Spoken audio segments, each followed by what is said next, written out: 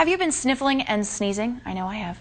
In our new Sunday Sit Down, we have a doctor talking about how those allergies are tied to your hormones. Live, local, late breaking.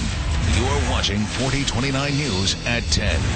It's that time of year. We're all sniffling and sneezing. Tonight, our Angela Taylor finds out what we can do to keep ourselves ahead of allergy season in this Sunday Sit Down.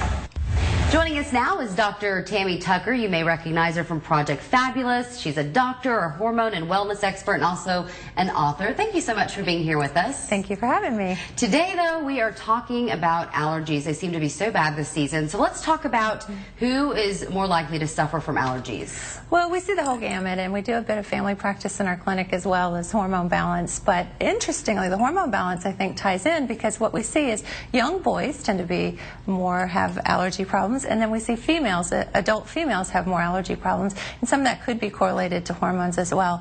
But also cortisol is another hormone that stimulates in response to the inflammatory response. So any imbalances in the system there can be a problem as well. So addressing that is really important. Why do you think they're worse? It seems like they're worse this season than they have been, seasons past. Everybody wants to blame global warming. Everything's warmer, and it seems like our temperatures have not quite been as hot as they have been in the past this summer, but we've had some pretty high temperatures. So the pollen count's been higher just because it's been warmer longer, and we haven't had as much rain to sort of wash things away as well. So it just more pollen and less of it being washed away is probably more of the problem this year than other years in the past. Looks like we have to wait till our first freeze to really get rid of all of that mess out there. Yeah, absolutely.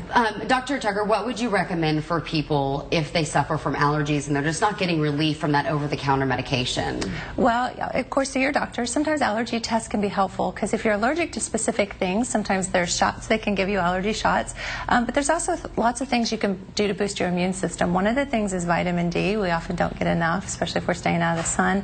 Magnesium is great for allergies as well, but getting your hormones balanced, of course, being the hormone queen is what we do, but getting that balanced as well could be very important. And we also do food allergies. So underlying food allergies are sensitivities. Probably heard of gluten allergies and that sort of thing. If you have a lot of that, that can trigger environmental allergies. So getting that checked as well. And then avoidance as much as you can is probably key to maintaining or preventing the really bad symptoms of all the inflammation, runny nose, and all that yucky stuff.